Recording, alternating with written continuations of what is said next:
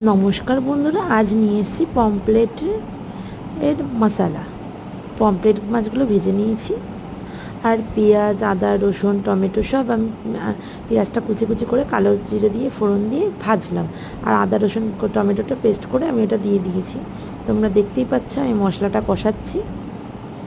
আমার মশলাটা কষে আসার পরে তেলটা ছেড়ে যাবে, তারপরে তোমরা দেখতেই পাচ্ছ মশলাটা আমার ছেড়ে যাচ্ছে। এবার আমি মাছটা দিয়ে দিয়েছি।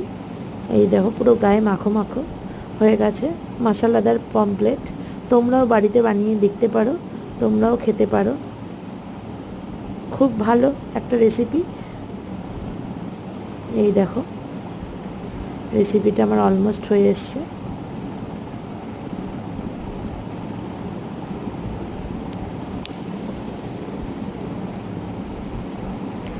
মশলাদার পমফ্রেটটা খুব টেস্টি খেতে হয়।